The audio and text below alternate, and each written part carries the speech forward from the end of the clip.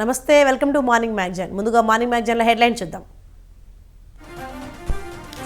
నేడు ఢిల్లీకి రేవంత్ రెడ్డి, కేబినెట్ బెర్తుల విషయంలో చర్చించనున్న సీఎం.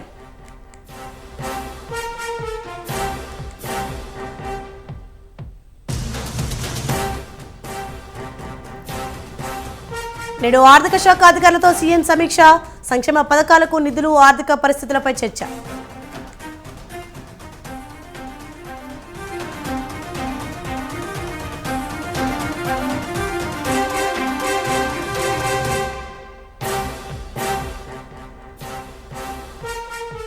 నేడు ఇసుక కేసుపై ఏపీ హైకోర్టులో విచారణ, నేడు వాదనలు వినిపించనున్న ఏజీ.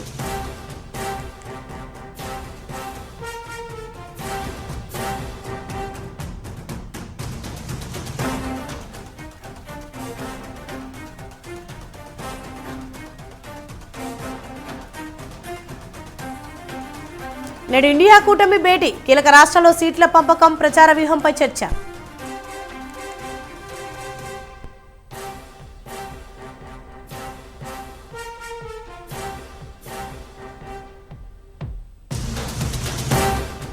నేడు ఐపీఎల్ 2024 మినీ వేలం, పాల్గొనున్న 333 మంది ఆటగాళ్లు.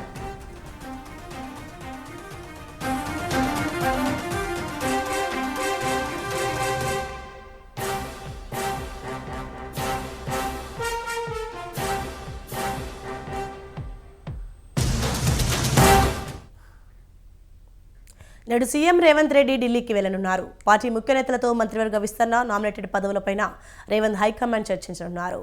ప్రధాని నరేంద్ర మోడీని మర్యాదపూర్వకంగా కలిసే అవకాశాలున్నాయని అధికార వర్గాలు తెలిపాయి. త్వరలో లోక్సభ ఎన్నికలు జరగనుండడంతో ముందుగా పదవుల పంపిణీ ద్వారా పార్టీలో జోష్ తేవాలని భావిస్తున్నారు.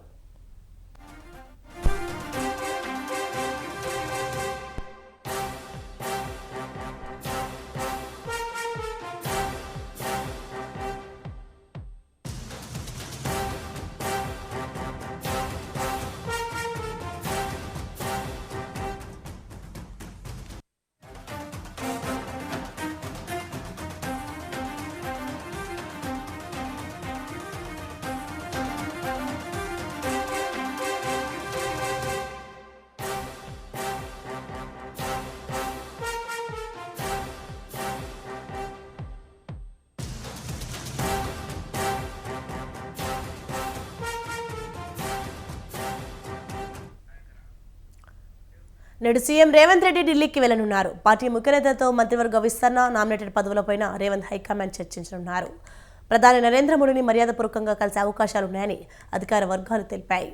త్వరలో లోక్సభ ఎన్నికలు జరగనుండడంతో ముందుగా పదవుల పంపిణీ ద్వారా పార్టీలో జోష్ తేవాలని భావిస్తున్నారు.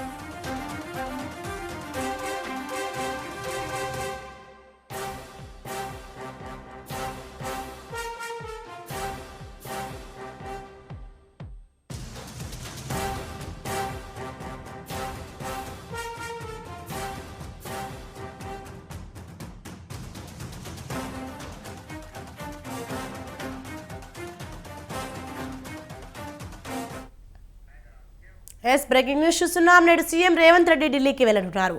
పార్టీ ముఖ్య నేతలతో మంత్రివర్గ విస్తరణ, నామినేటెడ్ పదవులపైన రేవంత్ హైకమాండ్ చర్చించనున్నారు. ప్రధాని నరేంద్ర మోడీని మర్యాదపూర్వకంగా కలిసే అవకాశాలున్నాయని అధికార వర్గాలు తెలిపాయి. త్వరలో లోక్సభ ఎన్నికలు జరగనుండటంతో ముందుగా పదవుల పంపిణీ ద్వారా పార్టీలో జోష్ తేవాలని భావిస్తున్నారు. రైట్కి ఇదే అంశంపై మరింత సమాచారం మా బ్యూరో చీఫ్ నరేష్ లైవ్ ద్వారా అందిస్తారు. నరేష్, గంటలకి సీఎం రేవంత్ రెడ్డి ఢిల్లీకి ప్రయాణం అవుతారు. ఈ రోజు మొత్తం ఆయన ఢిల్లీలోనే గడుపుతారు. తిరిగి రాత్రి హైదరాబాద్ కు చేరుకుంటారు. ఎందుకంటే రేపు ఎల్లుండి అసెంబ్లీ సమావేశాలు ఉన్న నేపథ్యంలో కేవలం సీఎం రేవంత్ రెడ్డి ఢిల్లీ టూర్ ఒక్క రోజుకే పరిమితం కానుంది. ప్రధానంగా నిన్న కాంగ్రెస్ పార్టీ పొలిటికల్ అఫైర్స్ కమిటీలో తీసుకున్న నిర్ణయాలను స్వయంగా రేవంత్ రెడ్డి పార్టీ పెద్దలకు వివరించే అవకాశాలు కూడా ఉన్నాయి. ఈ నేపథ్యంలో ఏఐసీసీ అధ్యక్షుడు మల్లికార్జున ఖర్గే, పార్టీ అగ్రనేతలు సోనియా గాంధీ, రాహుల్ గాంధీలతో కూడా రేవంత్ రెడ్డి భేటీ అవుతారు. సీఎం అయిన తర్వాత మొదటిసారిగా ఢిల్లీకి వెళ్తున్న నేపథ్యంలో అగ్రనేతలను కలిసి మర్యాదపూర్వకంగా కలిసి రాష్ట్రంలో ప్రభుత్వంలో పార్టీలో జరుగుతున్న విషయాలను ఢిల్లీ పెద్దలకు నివేదించే అవకాశాలు ఉన్నాయి. ఎందుకంటే ఎన్నో ఆశలతో తెలంగాణ ప్రజలు కాంగ్రెస్ ను అధికారంలోకి తీసుకొచ్చారు. 6 గ్యారంటీలను అమలు చేయాల్సిన బాధ్యత కాంగ్రెస్ పార్టీ మీద ఉన్న పరిస్థితుల్లో ఇప్పటికే 2 గ్యారంటీలను కాంగ్రెస్ పార్టీ అమలు చేసింది. ఈ నెలాఖరు వరకు మరొక 2 గ్యారంటీలను అమలు చేస్తామని చెప్పి కూడా కాంగ్రెస్ పార్టీ భావిస్తోంది. ఈ నేపథ్యంలో ప్రభుత్వము గత 10-15 రోజులుగా ప్రభుత్వంలో అమలవుతున్న సంక్షేమ పథకాలు, ప్రభుత్వ పనితీరును కూడా సీఎం రేవంత్ రెడ్డి కాంగ్రెస్ పార్టీ పెద్దలకు వివరిస్తారు. దాంతో పాటు నామినేటెడ్ పదవుల భర్తీ విషయాన్ని కూడా అధిష్టాన పెద్దలతో రేవంత్ రెడ్డి చర్చిస్తారు. ఎందుకంటే 6 ఎమ్మెల్సీ పదవులు త్వరలో భర్తీ చేయాల్సి ఉంటుంది. దాంతో పాటు రాష్ట్ర స్థాయి కార్పొరేషన్ చైర్మన్లను కూడా భర్తీ చేయాల్సి ఉంటుంది. దీంతో పాటు మరొక 2-3 నెలల్లో లోక్సభ ఎన్నికలు వచ్చే అవకాశాలున్న పరిస్థితుల్లో లోక్సభ అభ్యర్థులను కూడా ఖరారు చేయాల్సి ఉంటుంది. ఈ పరిస్థితుల్లో వీలైనంత తొందరగా నామినేటెడ్ పోస్టులను భర్తీ చేయాలి అని కాంగ్రెస్ పార్టీ భావిస్తోంది. ఎందుకంటే గత 10 సంవత్సరాలుగా కాంగ్రెస్ అధికారంలో లేదు. దీనివల్ల నామినేటెడ్ పదవులు ఎవరికి కూడా దక్కలేదు. దాంతో పాటు కాంగ్రెస్ పార్టీ గెలుపులో ఏ ఒక్కరి పాత్ర లేదు. అందరూ సమిష్టిగా పోరాటం చేయడం వల్లే కాంగ్రెస్ పార్టీ అధికారంలోకి వచ్చింది. ఢిల్లీలో కాంగ్రెస్ పెద్దలు మొదలుకొని గల్లీలో కాంగ్రెస్ కార్యకర్తల వరకు అందరూ సమిష్టిగా పోరాటం చేయడం వల్లే కాంగ్రెస్ అధికారంలోకి వచ్చింది. కాబట్టి ఎమ్మెల్యేలుగా, ఎమ్మెల్సీలుగా లేకపోతే ఇతరత్ర ప్రభుత్వంలో పదవులు అందరికీ దక్కవు. కాబట్టి సీనియారిటీకి అనుగుణంగా రాష్ట్ర స్థాయి కార్పొరేషన్ చైర్మన్ల పదవులు కట్టబెట్టాలి అని కూడా కాంగ్రెస్ పార్టీ భావిస్తున్న నేపథ్యంలో ఆ జాబితాను కూడా రేవంత్ రెడ్డి పార్టీ పెద్దలతో చర్చించే అవకాశాలు కూడా ఉన్నాయి. దీంతో పాటు మరొక కీలకమైన అంశం ఏంటంటే తెలంగాణ నుంచి పోటీ చేయాలి అని నిన్న పిఏసీ సమావేశంలో సోనియా గాంధీ తెలంగాణ నుంచి లోక్సభ ఎన్నికల్లో పోటీ చేయాలి అని నిన్న పిఏసీ సమావేశంలో కాంగ్రెస్ నేతలు తీర్మానించారు. ఆ తీర్మాన ప్రతిని సైతం ఏఐసీసీ అధ్యక్షుడు మల్లికార్జున ఖర్గే, సోనియా గాంధీ ఇద్దరికి కూడా రేవంత్ రెడ్డి సీఎం హోదాలో స్వయంగా అందజేసి సోనియా గాంధీ తెలంగాణ నుంచి పోటీ చేస్తే ఆ ప్రభావము దక్షిణాది రాష్ట్రాల మీద కూడా పడుతోంది.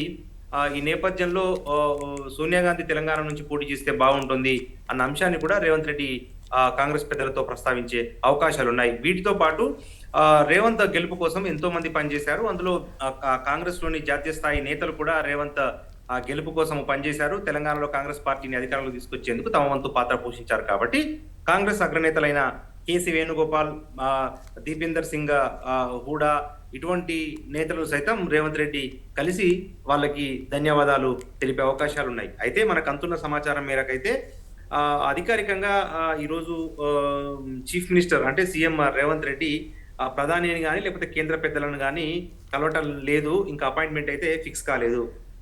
ఎవరైనా ఏ రాష్ట్ర ముఖ్యమంత్రి అయినా రాజకీయాలకు అతీతంగా గెలిచిన వెనువెంటనే ఢిల్లీకి వెళ్తారు. అక్కడ ప్రధానిని కలిసి రాష్ట్ర అభివృద్ధికి సహకరించాలి అని చెప్పి విజ్ఞప్తి చేస్తారు. ఒక మర్యాద పూర్వకంగా భేటీ అవుతారు. కానీ ఈసారి షెడ్యూల్లో ఎందుకంటే ప్రధాని అపాయింట్మెంట్ ఇంకా ఫిక్స్ కాలేదు. రేవంత్ రెడ్డి ఢిల్లీ పర్యటన కేవలం రాజకీయాలకే పరిమితం అవుతుంది కానీ అది ఒక అధికారిక పర్యటనగా మనకు కనిపించట్లేదు. Soni, right, thank you Naresh.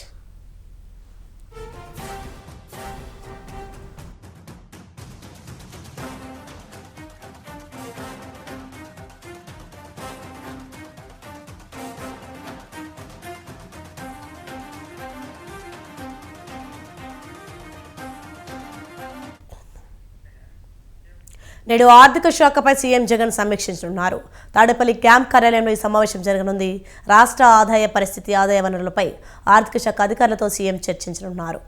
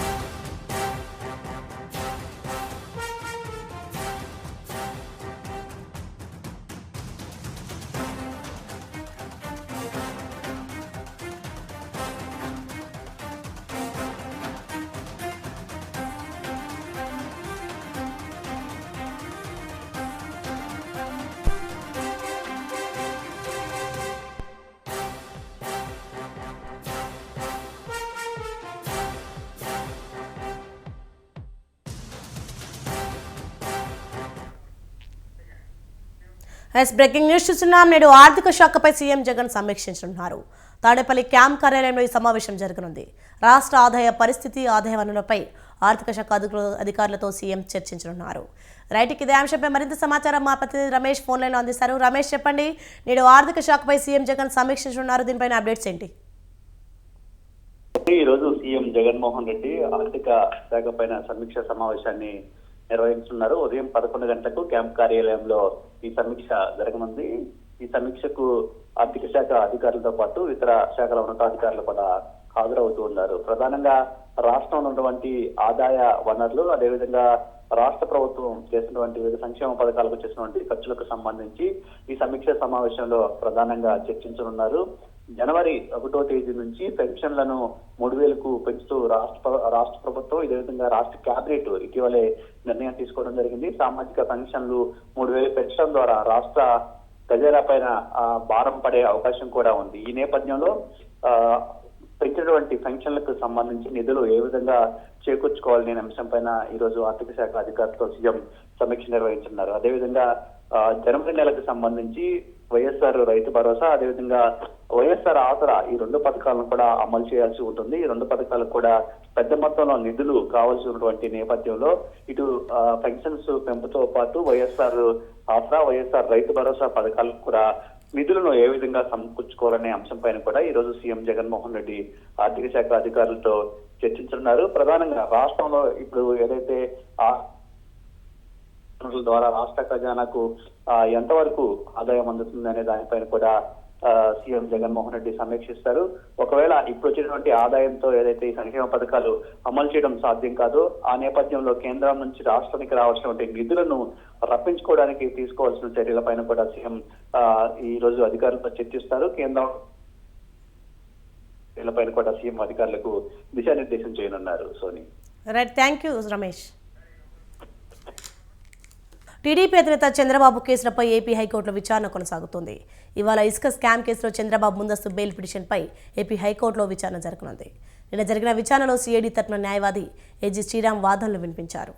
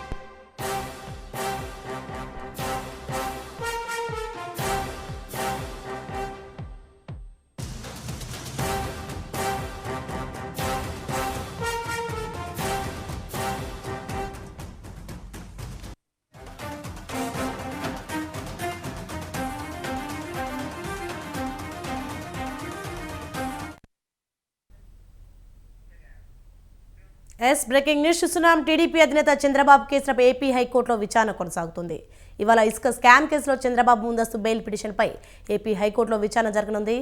ఇదే అంశంపై మరింత సమాచారం మా ప్రతినిధి సంతోష్ ఫోన్ లైన్లో అందిస్తారు. Santosh, thank you Soni. ఏదైతే టీడీపీ అధినేత చంద్రబాబు నాయుడుపై నమోదైనటువంటి ఇసుక స్కామ్ కేసులో ఈ రోజు ముందస్తు బెయిల్ పిటిషన్ పై అయితే కనుక ఏపీ హైకోర్టులో విచారణ కొనసాగనున్నట్టుంది. ఏదైతే నిన్న జరిగినటువంటి విచారణలో భాగంగా ఇటు సిఐడి తరపు న్యాయవాది అడ్వకేట్ జనరల్ శ్రీరామ్ సైతం కూడా వాదనలు వినిపించడం కూడా జరిగింది. దీనికి అపోజిషన్ గా అయితే కనుక ఇటు చంద్రబాబు నాయుడు తరపు న్యాయవాది దమ్మాలపట్టి శ్రీనివాసులు సైతం కూడా వాదనలు వినిపించారు. అయితే ఏదైతే చంద్రబాబు నాయుడికి బెయిల్ ఇవ్వద్దు అంటూ కూడా సాక్షులను ప్రభావితం చేస్తారు కాబట్టి దీనిపై లోతైన ఇన్వెస్టిగేషన్ జరగాలి కాబట్టి ఇటు బెయిల్ ఇవ్వకూడదు అంటూ కూడా పూర్తి స్థాయిలో ఇటు సిఐడి తరపు న్యాయవాది అయితే కనుక వాదనలు వినిపించడం కూడా జరిగింది. ఏదైతే ఉచిత ఇసుకలో చూసుకున్నట్లయితే కనుక ఇటు నిర్ణయాలు ఏదైతే సహజ వనరుల్ని అక్రమంగా తరలించారు, దీంట్లో కొన్ని వేల కోట్లు అయితే కనుక అవినీతి జరిగింది, కుంభకోణం జరిగింది. దీనిపై అయితే కనుక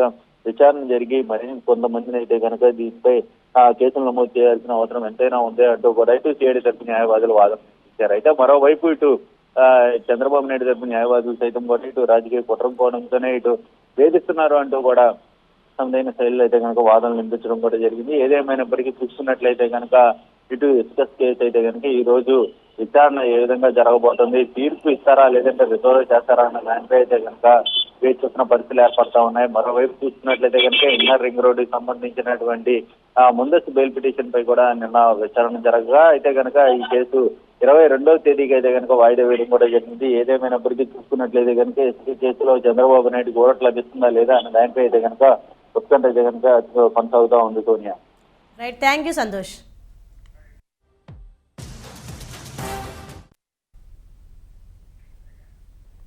మేడిగడ్డ బ్యారేజీలో లోపాలపై తీవ్ర ఆగ్రహం వ్యక్తం చేశారు మంత్రి ఉత్తమ్. ఇంత పెద్ద ప్రాజెక్టులో నాణ్యత లేకుండా నాశనకంగా పనులు ఎలా చేశారని ఎల్ఎన్టీ కంపెనీ ప్రతినిధులను ప్రశ్నించారు. మేడిగడ్డ బ్యారేజీ లోపాలపై సమీక్ష నిర్వహించిన ఉత్తమ్ ప్రజల సొమ్మును వృధా చేయాలనుకుంటే చూస్తూ ఊరుకోమని తేల్చి చెప్పారు. కంపెనీ ప్రమేయం లేదని లెటర్ ఇచ్చి తప్పుకుంటే కుదరదని హెచ్చరించారు.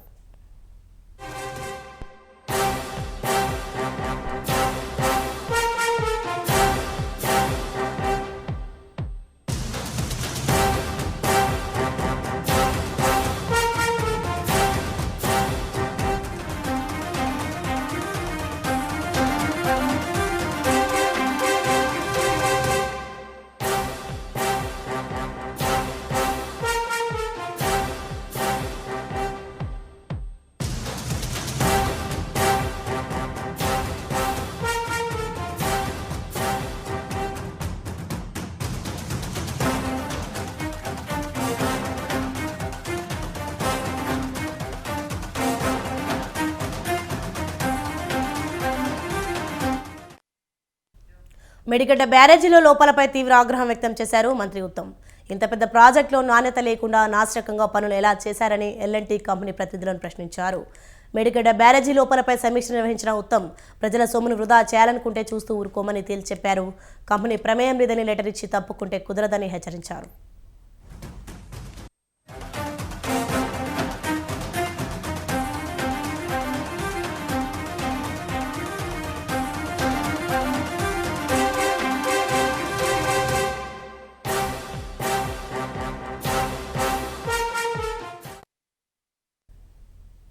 హైదరాబాద్లో డ్రగ్స్ సరఫరాపై పోలీసులు ఉక్కుపాదం మోపుతున్నారు.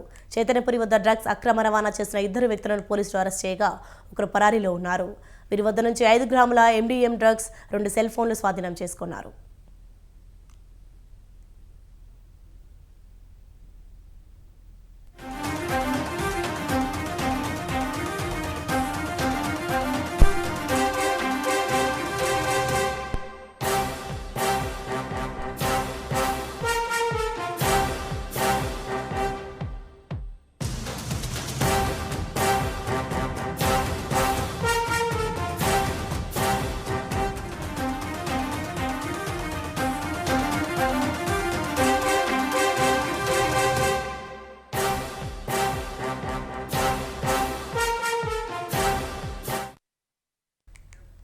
బ్రేకింగ్ న్యూస్ చూస్తున్నాం. హైదరాబాద్లో డ్రగ్స్ సరఫరాపై పోలీసులు ఉక్కుపాదం మోపుతున్నారు.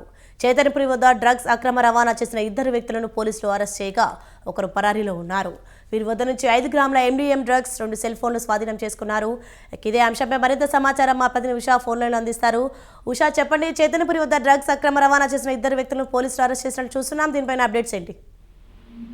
సోని, ఎల్బీనగర్ ఎస్ఓటీ పోలీసులు చైతన్యపురి వద్ద డ్రగ్స్ రవాణా చేసినటువంటి 2 వ్యక్తులని అరెస్టు చేశారు. వీరిద్దరు కూడా పరారీలో ఉన్నట్టుగా తెలుస్తుంది. ప్రస్తుతం చూసుకున్నట్టయితే నిందితులు ఏపీ భీమవరానికి చెందిన కొనపరాజు లక్ష్మీ నరసింహరాజు, హైదరాబాద్ బీడిమెట్లకు చెందిన జలీం షామ్రాయ్ గా గుర్తించారు. మొత్తం వీరికి సరఫరా చేసినటువంటి పెడ్లర్ ఎవరైతే ఉన్నారో హబీబ్, ఇతను గోవాకు చెందిన వ్యక్తిగా నిర్ధారించారు పోలీసులు. నిందితుల వద్ద నుంచి 5 గ్రాముల MDMA డ్రగ్స్, అలాగే LS ప్లాట్స్ 4, అలాగే 2 సెల్ ఫోన్స్ సీజ్ చేశారు. గతంలో కూడా వీరిపై IPS యాక్ట్ కింద కేసు నమోదైంది కాబట్టి వీరిద్దరిని కూడా విచారిస్తున్నారు ఎల్బీనగర్ ఎస్ఓటీ పోలీసులు. ప్రస్తుతం చూసుకున్నట్టయితే రాష్ట్ర వ్యాప్తంగా కూడా సీఎం రేవంత్ రెడ్డి ఇచ్చినటువంటి ఆదేశాలతో పోలీస్ శాఖ మొత్తం కూడా ఎక్కడికక్కడ డ్రగ్స్ రహిత సిటీగా రూపుదిద్దడంలో భాగంగా ఇప్పటికే ప్రతి ఒక్క చోట కూడా మెరుపు దాడులు అయితే చేస్తున్నారు. తాజాగా చూసుకున్నట్టయితే నిన్న కేవలం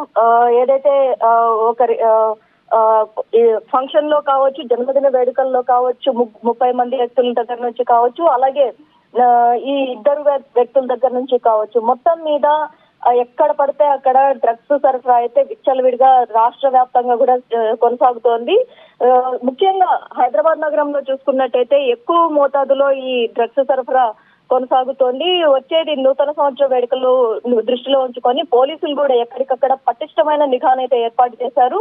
ఎక్కడో కూడా డ్రగ్స్ కి సంబంధించి చిన్న ఆనవాళ్లు దొరికినా, అది పెద్ద స్థాయి వ్యక్తులైనా సరే, చిన్న స్థాయి వ్యక్తులైనా సరే, వారిపై కఠిన చర్యలు తీసుకోవాలన్న కోణంలోనే సీఎం రేవంత్ రెడ్డి ఇప్పటికే ఆదేశాలు పోలీస్ శాఖకు జారీ చేశారు.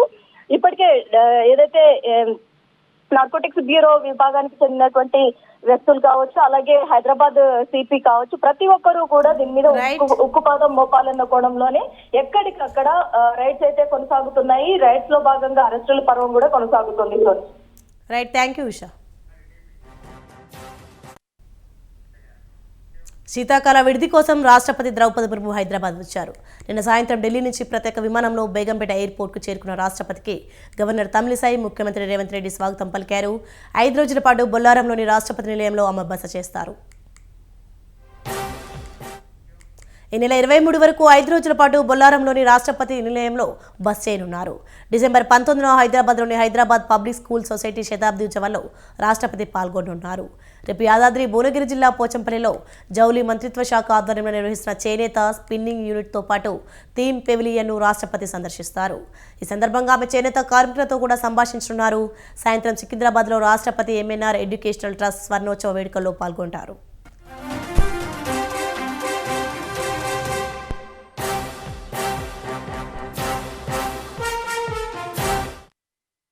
డిసెంబర్ 21న రాష్ట్రపతి నిలయంలో వివిధ ప్రాజెక్టులను రాష్ట్రపతి ప్రారంభిస్తారు. డిసెంబర్ 22న రాష్ట్రంలోని ప్రముఖ పౌరులు, విద్యావేత్తలు మొదలైన వారికి రాష్ట్రపతి నిలయంలో ఎట్ హోమ్ రిసెప్షన్ను ఏర్పాటు చేస్తారు. డిసెంబర్ 23న రాష్ట్రపతి తిరిగి ఢిల్లీకి వెళ్లనున్నారు.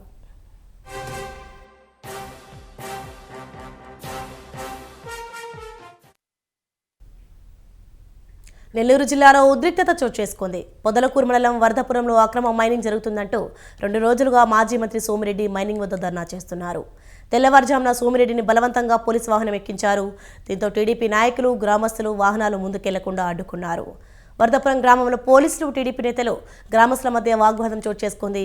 పోలీసులే బస్సులో 100 మంది హిజ్రాలను రప్పించి సోమిరెడ్డిపై దాడికి ప్రయత్నించారని గ్రామస్తులు ఆరోపించారు.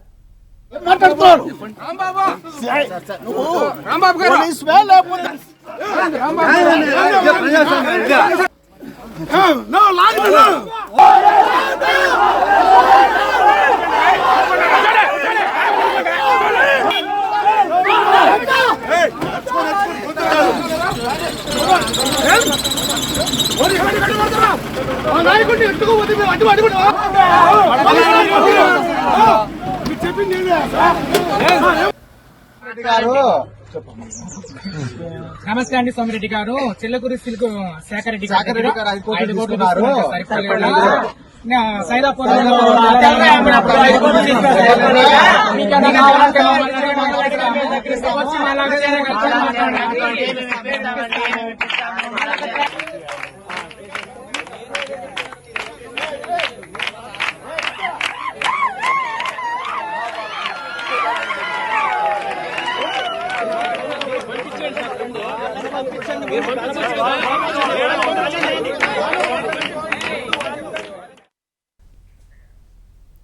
లోక్సభ ఎన్నికలు సమీపిస్తున్న వేళ ఢిల్లీలో విపక్ష ఇండియా కూటమి నేతల కీలక సమావేశం జరగనుంది. భేటీకి ఢిల్లీలోని అశోక హోటల్ వేదిక కానుంది.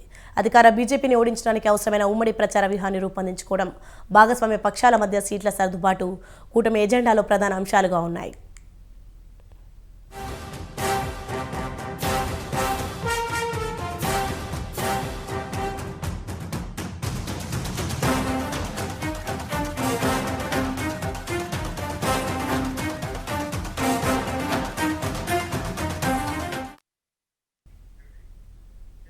దుబాయ్లోని కోకాకోలా అరేనాలో జరిగే ఐపీఎల్ 2024 వేలానికి సర్వం సిద్ధమైంది. ఆక్షన్కు 333 మంది క్రికెటర్లు అందుబాటులో ఉన్నారు. వారిలో 214 మంది భారతీయ క్రికెటర్లు, 119 మంది విదేశీ ఆటగాళ్లు ఉన్నారు. సన్ రైజర్స్ హైదరాబాద్ 34 కోట్ల రూపాయలతో వేలానికి సిద్ధమైంది. దుబాయ్లో ఐపీఎల్ 2024 వేలాన్ని మల్లికా సాగర్ నిర్వహిస్తారు.